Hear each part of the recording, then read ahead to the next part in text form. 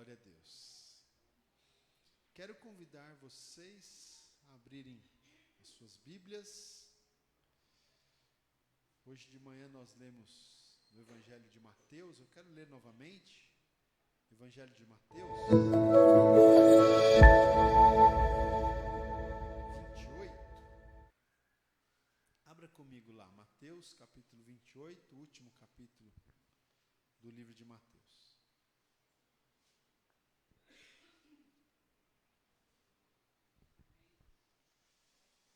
Amém? Mateus capítulo 28.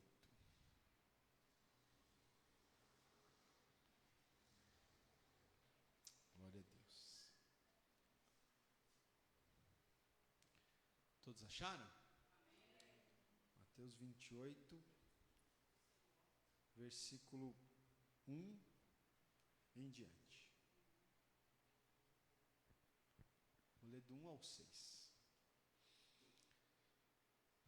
No findar do sábado, ao entrar o primeiro dia da semana, Maria Madalena e a outra Maria foram ver o sepulcro.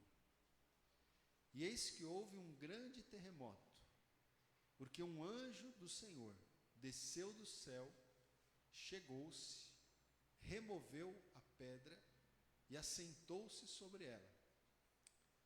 O seu aspecto era como um relâmpago, e a sua veste alva como a neve. E os guardas tremeram espavoridos e ficaram como se estivessem mortos. Mas o anjo, dirigindo-se às mulheres, disse: Não temais, porque sei que buscais Jesus, que foi crucificado. Ele não está aqui, ressuscitou como tinha dito. Amém? Até aqui. Glória a Deus. Amém. Nós já oramos, vamos compartilhar aqui uma palavra. Gente, nós estamos bem próximos, né, da Páscoa, né? Não sei se você já se deu conta, mas a Páscoa tá chegando. E eu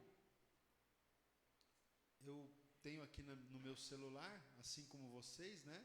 Eu tenho aqui um aplicativo, né, da Bíblia. E eu gosto muito desse aplicativo que eu tenho aqui da Bíblia, né? Tem várias versões e tem vários planos de leitura da Bíblia também. E esses dias o aplicativo estava aqui chamando a atenção para o fato de que eles estavam oferecendo, né, um plano de leitura da Bíblia.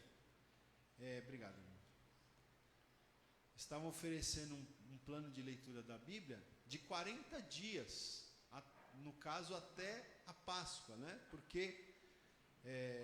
inclusive, se não me engano aí, se eu estiver errado alguém me corrija, mas é até chamado de quaresma, não é?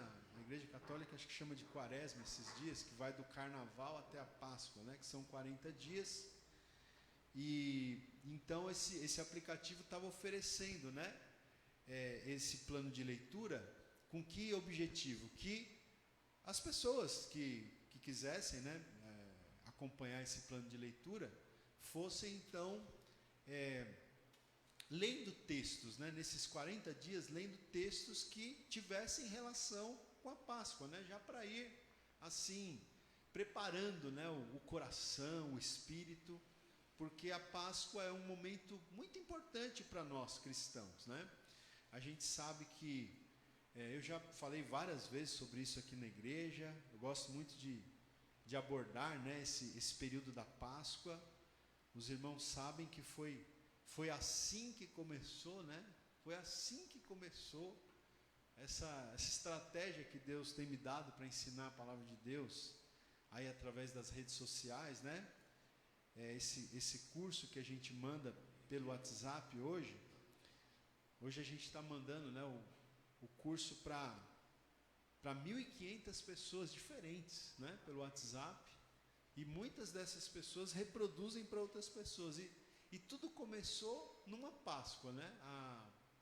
Acho que foi há 2 anos atrás que eu fiz uma série de áudios, eu gravei uma série de áudios, mandei para o pessoal pelo WhatsApp, 10 dias antes do domingo de Páscoa, né? Então foram 10 mensagens, começando sexta, sábado, aí domingo, chamado Domingo de Ramos, né?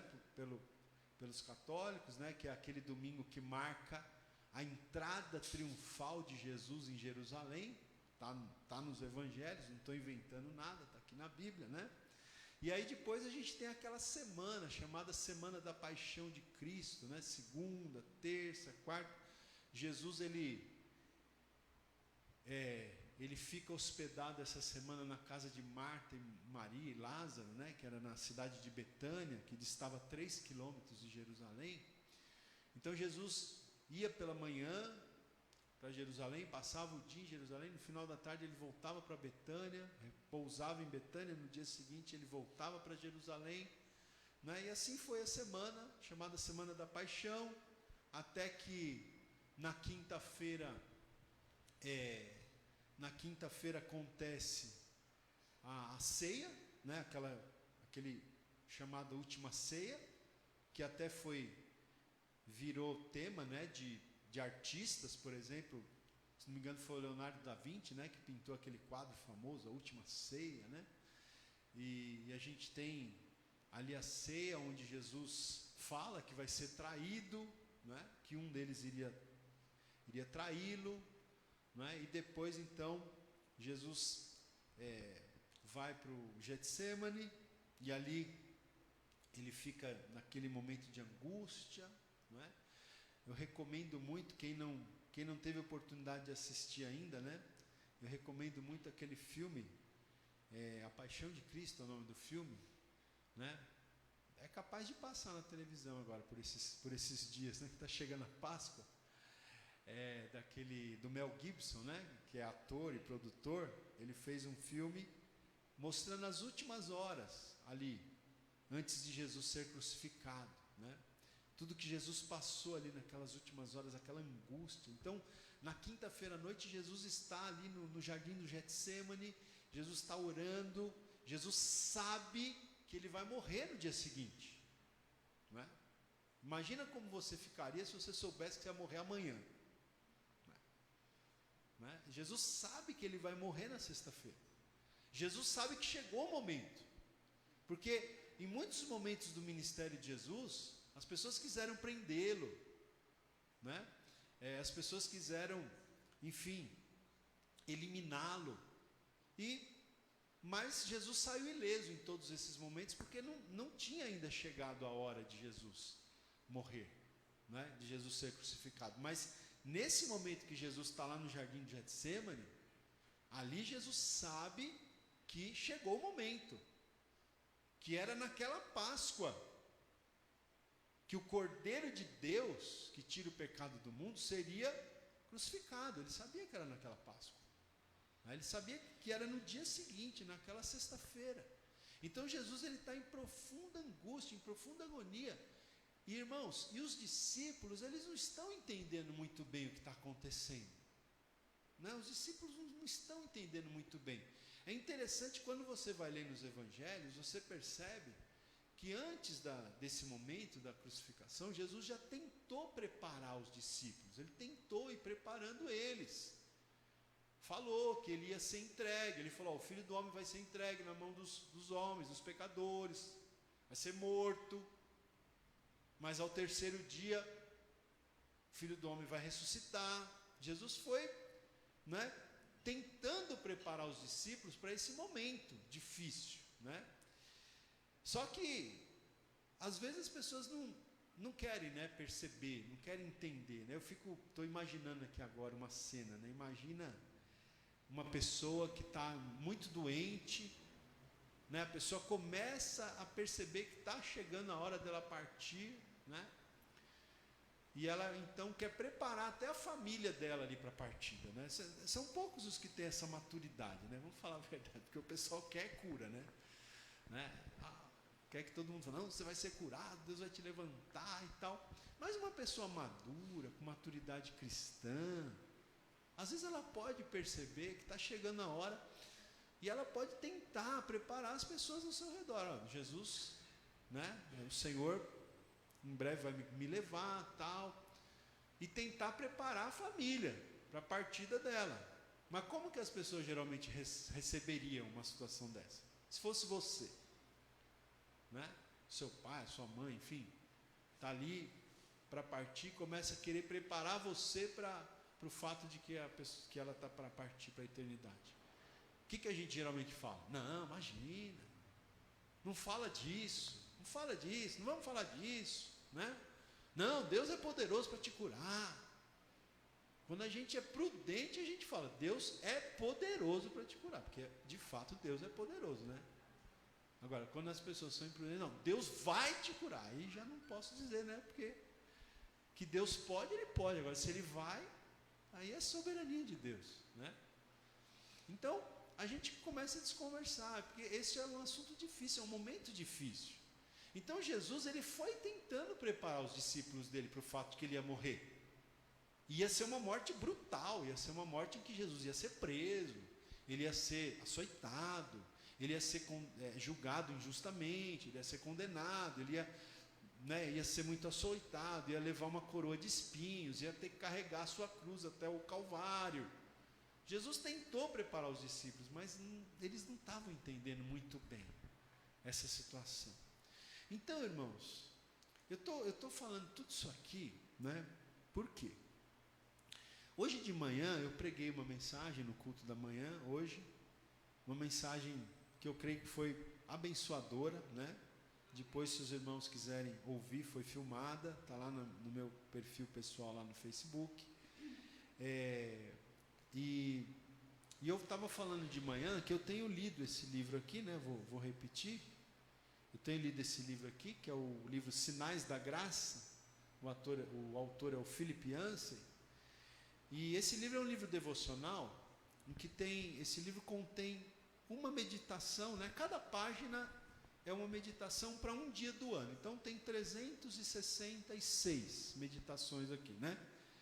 Porque, enfim, o ano tem 365 dias, mas a cada 4 anos tem um ano que tem 366 dias. Então, a gente tem 366 meditações aqui, uma para cada dia do ano, né? E eu estou tirando umas ideias aqui de pregação desse livro, porque, irmão, não é fácil pregar 2, 3 vezes por semana, não, viu? 2 vezes no mesmo dia, então você nem imagina, né? Enfim, o Senhor tem falado ao meu coração, né, através da leitura desse livro devocional aqui, e até um pouquinho do que eu vou falar hoje, eu comentei também um pouquinho na quarta-feira lá na célula, que a gente teve lá na casa do pai da Karen, né? Mas é justamente o quê? É justamente para falar, né, sobre, já que a gente está chegando perto da Páscoa, eu quero, quem sabe nos próximos domingos também, a gente já ir falando, né, sobre esse assunto, a gente preparando nosso coração, porque, irmãos, você sabe, às vezes, eu vou fazer uma crítica aqui para nós evangélicos, né? Às vezes, eu vejo, né, os católicos, eles até têm uma reverência. Eu sei que nem todos entendem muito bem o que estão fazendo, talvez a maioria não entenda, seja apenas uma tradição, mas geralmente, né, no catolicismo as pessoas têm, né,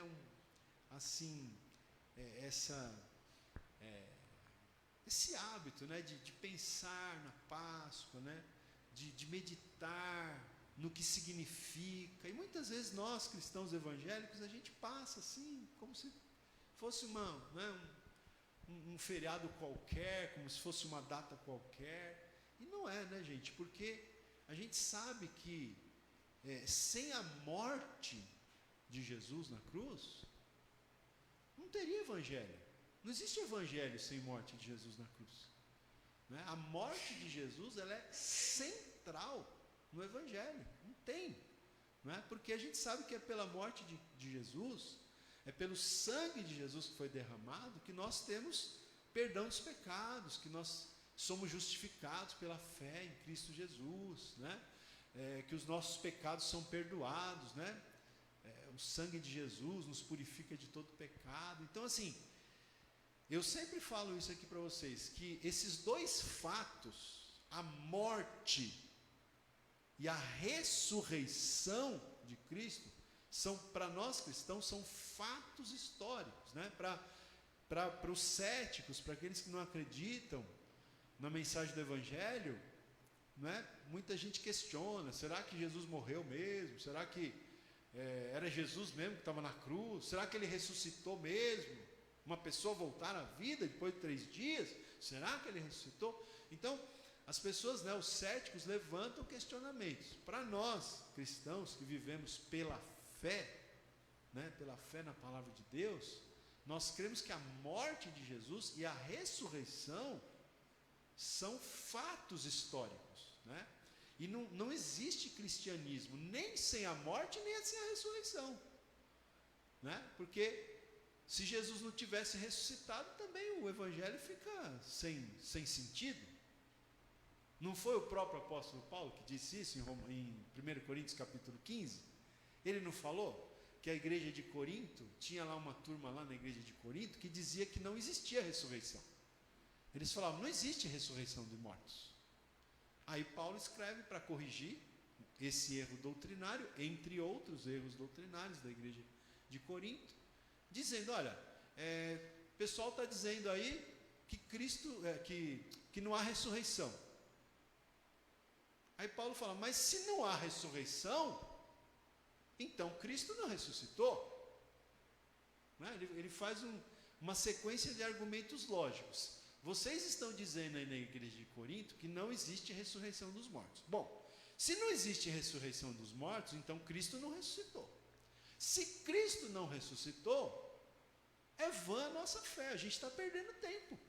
Em outras palavras, Paulo fala isso, a gente está perdendo tempo. Se Cristo não ressuscitou, ele até fala, vamos aproveitar a vida, né? Estou parafraseando aqui. Comamos, bebamos, porque a gente está perdendo tempo, se Cristo não ressuscitou.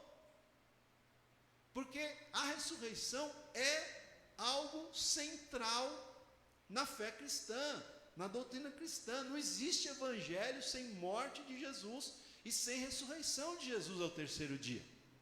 Agora, gente, veja. Então, eu vou ler alguns trechos aqui desse livro e vou fazer alguns comentários, né? Por quê? A ressurreição de Cristo significa uma grande esperança para nós, cristãos, né? A Páscoa, né? É uma grande esperança para nós, porque a Páscoa, ela tem, né, muito a ver com esse momento da ressurreição de Cristo. E a ressurreição, ela significa um momento de muita esperança para nós. Por quê, queridos? Porque a sexta-feira, né, que é chamada de Sexta-feira Santa, a sexta-feira marca um momento de muita tristeza. A sexta-feira que Jesus morreu, naquela Páscoa, há aproximadamente 2000 anos atrás, marca um momento de muita tristeza. Né? Porque a morte do Senhor Jesus foi muito cruel, como eu disse. Dificilmente alguém foi tão, sofreu tanto no momento da sua morte como Jesus, né? Isso eu falo fisicamente, mas se a gente for colocar o peso que Jesus levou sobre si na cruz, né, pelos nossos pecados, aí eu posso dizer sem medo de errar que não houve jamais uma morte como a morte de Cristo. Ninguém sofreu tanto na morte quanto Cristo, porque além dos sofrimentos físicos, ele levou sobre si os nossos pecados, né, a ponto de, naquele momento crucial, naquele momento ali de ápice da dor e do peso que ele levava sobre si por estar carregando nossos pecados, Jesus chegou ao ponto de dizer, né, aquela frase famosa: Deus meu, por que me desamparaste?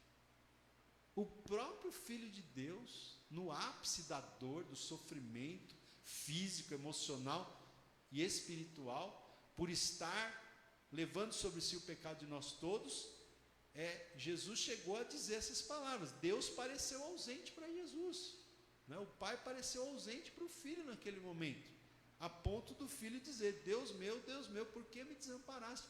Então, gente, aquela sexta-feira, ela foi uma sexta-feira triste, foi uma sexta-feira negra, foi uma sexta-feira cruel. Por quê? Porque Jesus, ele passou, né, toda aquela madrugada de quinta para sexta, portanto já era sexta, né? Jesus passa sendo julgado. Ele vai primeiro para o Sinédrio, depois ele vai para Pilatos, depois de Pilatos manda ele para Herodes, depois Herodes devolve para Pilatos. Pilatos não quer condenar Jesus, mas a pressão das autoridades religiosas dos judeus era muito grande, né? Pilatos, ele ficou num beco sem saída. Ele ficou num beco sem saída, porque se ele inocentasse ali Jesus, se ele libertasse Jesus, as autoridades religiosas dos judeus iam fazer uma rebelião, eles iam fazer um motim ali na província da Judéia, né? E Pilatos ia ficar numa situação muito ruim perante o imperador romano, porque Pilatos era o representante de Roma ali na Judéia, ali em Jerusalém, né? Na época, o povo judeu estava debaixo do domínio romano. Então, se Pilatos liberta Jesus, as autoridades religiosas dos judeus iam promover uma bagunça lá, um motim, uma rebeldia, e isso ia terminar chegando nos ouvidos do imperador, do César, e isso ia ficar muito mal para o Pilatos, né? Por outro lado, se ele condena Jesus, ele vai contra a própria consciência dele, porque ele percebeu que Jesus não tinha culpa nenhuma, né? A Bíblia diz que até a mulher do Pilatos teve um sonho, né? Que aquele homem era inocente, e ela fala para ele, mas ele fica nessa situação, né? Então, para não causar tumulto ali na província que ele conduzia, que era a província da Judéia, então o que Pilatos faz? Manda vir a bacia, né, e a toalha. Então ele lava as mãos, fala: lavo minhas mãos,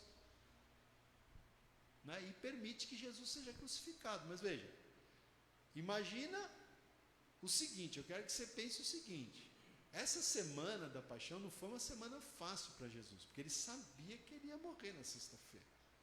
A quinta-feira foi terrível.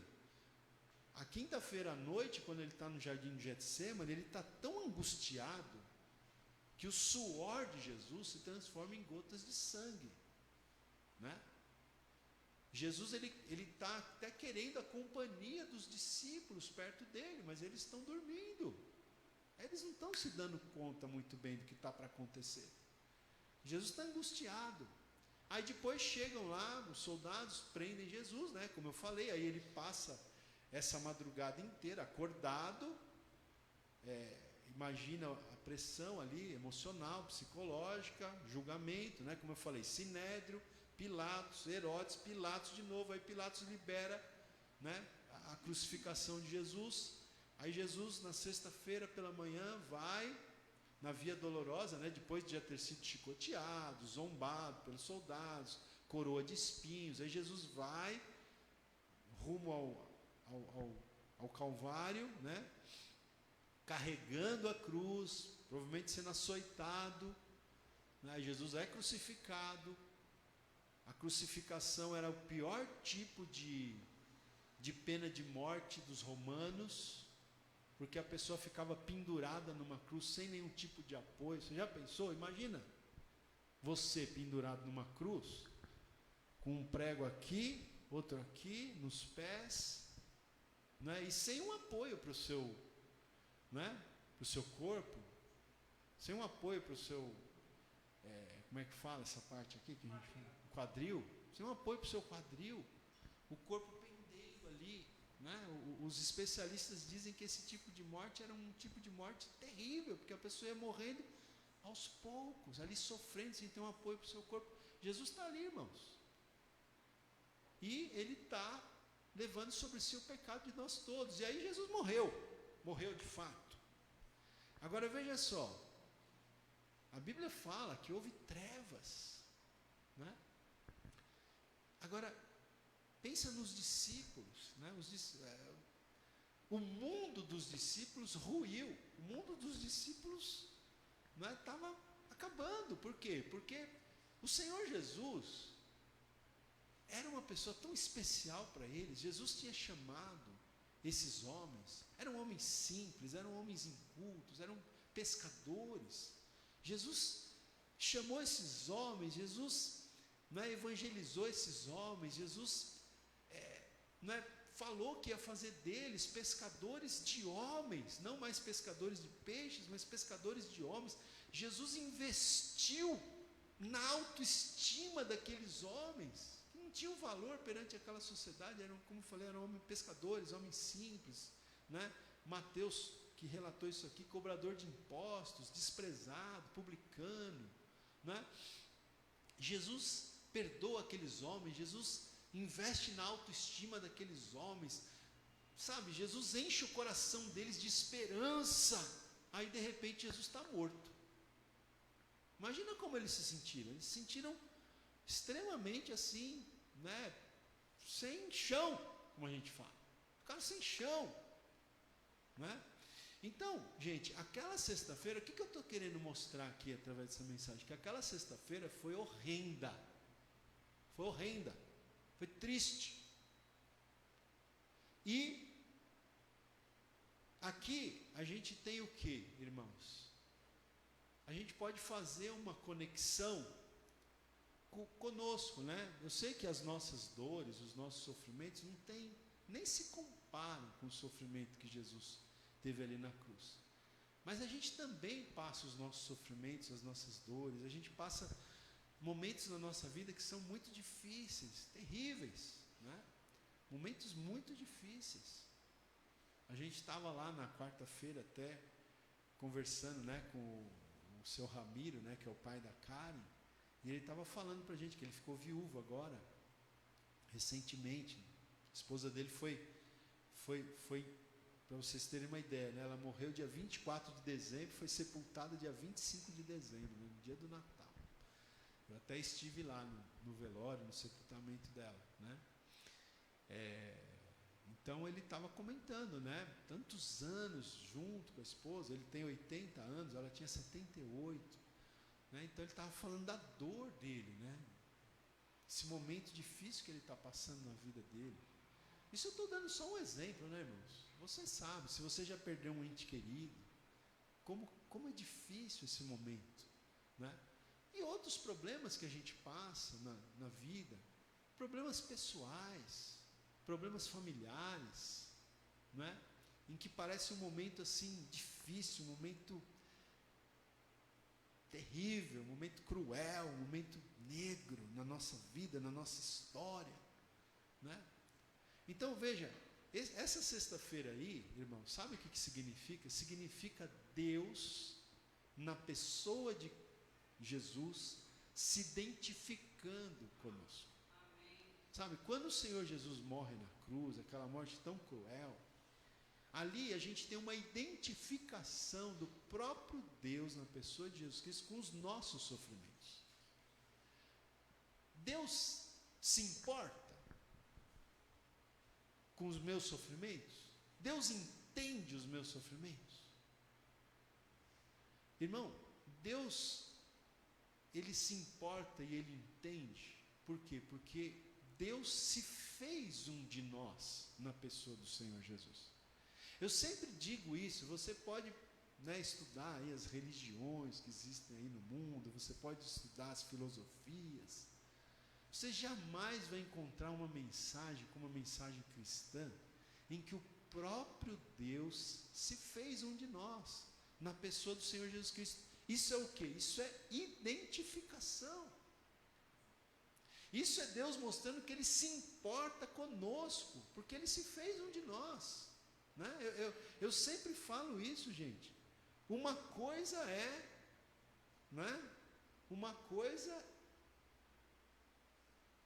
eu ter um chamado missionário para trabalhar, para evangelizar numa favela, hoje chamadas de comunidades, Uma coisa é eu ter um chamado e eu então Moro, né? Vocês sabem, eu moro ali perto ali do Museu do Ipiranga, né? Um bairro gostoso, bonito, perto do Parque da Aclimação,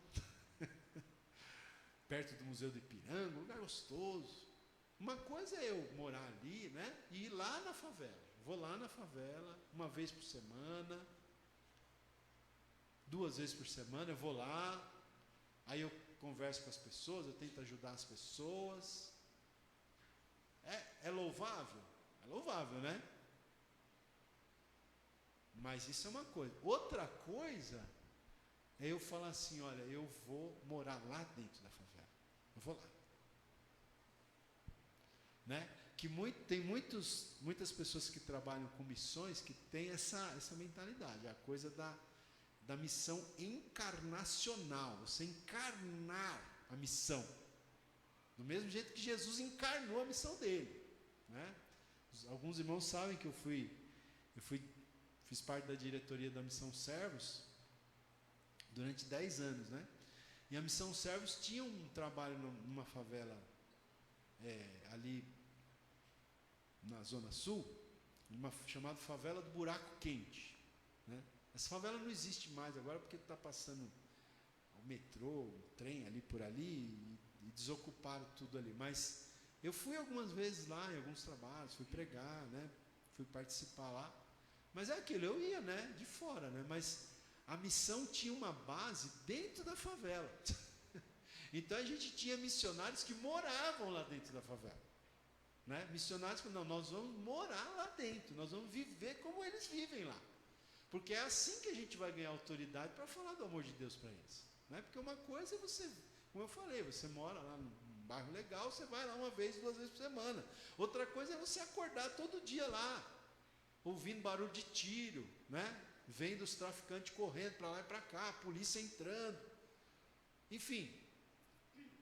Então, irmãos, por que eu estou dando esse exemplo? Para mostrar que uma coisa seria Jesus ficar lá no trono, né?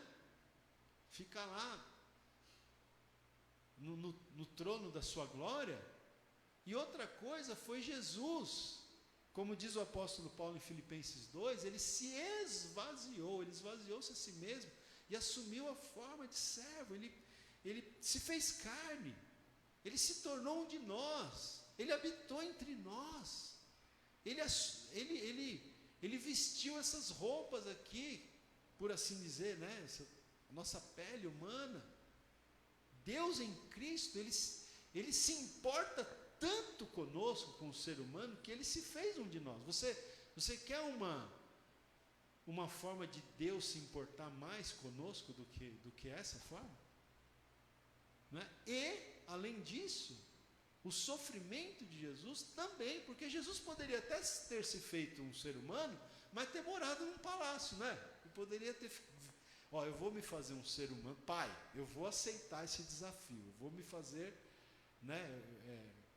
O verbo vai se tornar homem, mas eu só vou lá na terra se for para eu ficar num palácio o tempo inteiro lá. Não, Jesus ele veio, ele justamente viveu entre as pessoas mais humildes. Ele justamente, né, Deus na pessoa de Cristo, ele justamente dava atenção justamente para as pessoas humildes. Ele dava atenção para os publicanos, para os leprosos, para as prostitutas. E aí os religiosos, ele se mistura com os pecadores. Que absurdo! Ele se mistura com os pecadores, conversa com prostitutas. E Jesus dizia para eles, olha, eu não vim para os sãos, eu vim para os doentes. Né? Só que é o seguinte, né? Eles achavam que eles estavam sãos, mas eles estavam mais enfermos do que os enfermos aos quais Jesus ministrava, né? Porque os enfermos aos quais Jesus ministrava reconheciam que eram enfermos e que precisavam de Jesus, e esses religiosos não reconheciam que estavam enfermos e nem reconheciam que precisavam de Jesus. Mas Jesus esteve lá, e ali, irmão, no Calvário, sabe, foi a identificação máxima, foi a identificação, né, total e maior, quando então Jesus, né, ao sofrer aquela morte cruel, sabe, ele experimentou a nossa dor, e muito maior do que a sua. Você jamais pode dizer, Deus não entende o que eu estou passando. Como Deus não entende o que você está passando? Na pessoa de Jesus, Deus passou muito pior do que você tem passado. Então, a morte de Jesus, aquela sexta-feira da paixão, ela foi um dia muito triste, não é, por assim dizer. Mas ali, Deus estava mostrando, através do Senhor Jesus Cristo, o quanto Ele se importa conosco, Ele estava se identificando conosco. Por isso que quando você lê o texto de Hebreus, capítulo 4, do versículo, se não me engano, 14 a 16, fala lá, não é? O que o autor aos Hebreus diz? Nós não temos um sumo sacerdote que não possa se compadecer das nossas dores, né? Que não possa se compadecer de nós. Pelo contrário, nós temos um sumo sacerdote que a nossa semelhança foi tentado em todas as coisas, mas não pecou. Então, Jesus Cristo, o sumo sacerdote, né, como diz o autor aos Hebreus lá, Jesus Cristo, o sumo sacerdote segundo a ordem de Melquisedeque, né, ele se compadece de você, por quê? Porque ele se fez um de nós, ele sofreu as mesmas dores, ele sofreu as mesmas tentações. É verdade que ele não pecou, glória a Deus, mas ele sabe o que é padecer tentação, ele sabe o que é sofrer. Então aquela sexta-feira da Páscoa significa isso, sabe? Deus em Cristo se identificando conosco, sofrendo as nossas dores, né? Levando os nossos pecados na cruz. E ali, gente, você imagina, né? Como eu falei, que como foi triste para os discípulos enfrentar aquele momento. E aí vem o sábado, né? O sábado, como é conhecido, o sábado de aleluia, também um momento difícil, de incertezas, um momento de incertezas. Mas, sabe o que é maravilhoso? Que nem a sexta-feira e nem o sábado são o final da história, né, irmão? Glória a Deus, porque o domingo vai chegar, amém? O domingo vai chegar. É isso que é maravilhoso na história da Páscoa. É porque a história não termina na sexta e nem no sábado. A história termina no domingo. E o domingo é um dia de alegria. O domingo é um dia de esperança. Por quê? Porque no domingo, Jesus ressuscitou, né? O que a gente leu aqui? Que as mulheres foram lá, né? E viram lá o anjo e tal. O que o anjo disse para elas? Versículo 5, 28, 5. Mas o anjo, dirigindo-se às mulheres, disse: não temais, porque sei que buscais Jesus, que foi crucificado. Ele não está aqui, ressuscitou, como tinha dito. Amém, irmãos? Então a ressurreição de Jesus significa o quê? Significa um retorno à esperança, irmãos. Sabe, a ressurreição de Jesus significa que a última palavra não é a da dor, a última palavra não é a do sofrimento, a última palavra não é a da desilusão, a última palavra é a palavra da esperança. Jesus ressuscitou, não é? Jesus está vivo. A história não vai terminar assim, triste. Você sabe, irmão, que num certo sentido nós estamos assim no sábado de aleluia, né? Na história humana. A gente está no sábado de aleluia. A gente está naquele ato entre a sexta-feira santa e o domingo da ressurreição. A gente está naquele ato. E esse momento é um momento de incerteza, é um momento de dúvida para muita gente, é um momento ainda de tristeza. Eu falei hoje de manhã aqui, né? Depois se você puder ouvir a mensagem, né? Falei, a gente tem visto tanta coisa acontecendo, tanta coisa triste, né? Aqui no Brasil, nesse começo de ano, tanta coisa triste que aconteceu, fora do Brasil também, né? Atrocidades, catástrofes naturais. A gente está vendo o quadro assim da humanidade, e eu falei, não é só no início desse ano, isso é a história da humanidade, é uma história de tristeza, de tragédia, de muita coisa triste. Então, sabe, é como se a humanidade tivesse nesse meio de tempo, é como se a gente tivesse nesse sábado de aleluia aí, numa espécie de uma incerteza, um momento tenebroso, um momento de dúvida, um momento sombrio, um tempo nublado. Mas, irmãos, a ressurreição de Jesus aponta para o fato de que esse não é o fim da história. Porque o fim da história é o momento, né, em que o Senhor Jesus vai retornar para buscar a sua igreja, para estabelecer o reino de Cristo, né? Então eu quero aqui ler aqui com vocês aqui algumas frases aqui que esse autor escreve, né? É interessante, ele até diz aqui, olha, o padrão dos 3 dias, os 3 dias, sexta, sábado e domingo, né?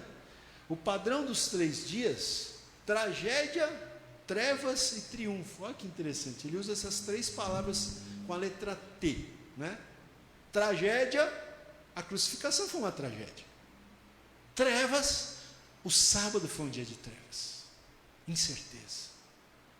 Mas o domingo foi um dia de triunfo, né? Então, tragédia, trevas e triunfo. Então, o padrão desses 3 dias tornou-se, para os autores do Novo Testamento, um gabarito que se pode aplicar a todas as situações de provação, né? Quando a gente passa por provação, é isso, irmãos, é a tragédia, é as trevas, mas, né, irmão Carlinhos? Ainda que morras, ele sempre gosta de citar esse versículo, né? Ainda que esse momento que você esteja vivendo acabe em morte, ainda não é o fim, não é a palavra final de Deus. Porque, né, ainda que você morra, se você crê em Cristo, você vai viver, né? É o que diz o Evangelho. Então veja, a Sexta-feira Santa demonstra que Deus não nos abandonou em nossa dor. Por que Ele não nos abandonou em nossa dor? Porque Ele também sofreu na Sexta-feira Santa. Os males e sofrimentos que afligem nossa vida são tão reais e significativos que Deus quis participar deles e suportá-los. Deus quis participar, gente, dos nossos sofrimentos, né? na pessoa do Filho. Deus quis participar e suportá-los. E naquele dia, né? Veja, lembrando de Isaías 53, né? Deus também sabe o que é padecer, né? Isaías 53. Ele sabe o que é padecer. E naquele dia, na Sexta-feira da Paixão, o próprio Jesus, diz aqui esse autor, o próprio Jesus experimentou o silêncio de Deus. Foi o Salmo 22 e não o 23 que Jesus citou no alto da cruz. Quando Jesus estava lá no alto da cruz, ele não citou assim: o Senhor é meu pastor e nada me faltará. Ele disse: Deus meu, por que me desamparaste? Foi o Salmo 22 que Jesus citou, não foi o 23. Nisso daí Jesus estava fazendo o quê? Se identificando conosco. Agora, isso na sexta-feira. O domingo de Páscoa, ele mostra que no fim de todas as coisas, o sofrimento não triunfará. Não triunfará. Portanto, já que o sofrimento não triunfará, considerem motivo de grande alegria o fato de passarem por diversas provações. Quem escreveu isso? Apóstolo Tiago. Se o sofrimento não vai triunfar no final, gente, no final o sofrimento não vai triunfar. Se o sofrimento não vai triunfar no final, considerem motivo de grande alegria o fato de passarem por diversas provações. Uma citação de Tiago, agora uma citação de outro apóstolo, Pedro. Pedro diz: nisso vocês exultam, ainda que agora, por um pouco de tempo, devam ser entristecidos por todo tipo de provação. Olha aí. Agora, por um pouco de tempo, vocês são entristecidos por todo tipo de provação. Vocês são entristecidos agora por um pouco de tempo. Não é definitivo. Por isso que a gente pode se alegrar, né? E o apóstolo Paulo, veja, ele cita aqui 3 apóstolos, né? O apóstolo Paulo escreveu: também nos gloriamos nas tribulações, né? Lá em Romanos ele escreve isso, que nós nos gloriamos nas tribulações. Então vejam, esses apóstolos, eles prosseguem explicando os benefícios que podem resultar desse sofrimento redimido. Quais são os benefícios, né, que podem resultar desse sofrimento redimido? Interessante que hoje à tarde, estava lá em casa, aí me veio assim na mente um pensamento. Quando eu consigo, eu gosto de escrever, né?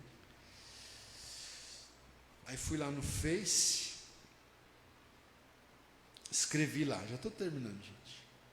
Fui lá no meu perfil lá do Face, escrevi uma frase. Olha que frase legal. Quer ver? Aqui, ó. A espera é a parte mais difícil no processo de cumprimento das promessas de Deus. Vê essa ideia na minha mente, né? Porque a gente espera a promessa de Deus se cumprir na nossa vida, e a gente crê que se a promessa de Deus vai se cumprir, mas a parte mais difícil nesse processo do cumprimento das promessas de Deus é o quê? É a espera. Não é verdade? É esperar. Não foi difícil para Abraão esperar Isaac nascer? Isaac não era promessa de Deus? Era, mas teve que esperar, né? Deus tinha um plano na vida de José, se tornar governador do Egito. Mas não foi difícil esperar? Foi difícil. Deus tinha um plano para Davi ser rei de Israel, mas teve que esperar, debaixo de perseguição. Então, a espera é a parte mais difícil no processo de cumprimento das promessas de Deus. Me veio essa frase, eu escrevi. Aí veio uma irmãzinha, né? E ela escreveu assim para mim: mas a espera tem muito aprendizado. Deus é maravilhoso. Aí escrevi para ela: verdade. Aí me deu essa resposta aqui, né? A espera realmente é mais difícil, mas ela escreveu: mas a espera tem muito aprendizado. Porque enquanto você espera, você aprende, você cresce. É isso que ele está falando aqui. Enquanto a gente sofre, irmão, nesse mundo, porque a vida nesse mundo não é fácil, enquanto a gente sofre esperando o domingo da ressurreição, enquanto a gente está nesse sábado de aleluia extenso, sabe o que a gente faz? A gente tem que aproveitar os benefícios que podem resultar desse sofrimento. Olha alguns benefícios que o autor descreve aqui: maturidade, sabedoria, fé genuína, perseverança, caráter. Tudo isso Deus vai trabalhando nesse tempo de espera. Tudo isso Deus vai trabalhando na nossa vida, nesse prolongado sábado de aleluia que a gente está vivendo entre a morte e a ressurreição, figuradamente falando. Acho que vocês estão entendendo, não é? A sexta-feira não é o fim, o sábado não é o fim, o domingo vai chegar, o dia da ressurreição vai chegar. A nossa esperança é essa, né? Então aqui ele diz: é uma questão de tempo. Simplesmente espere.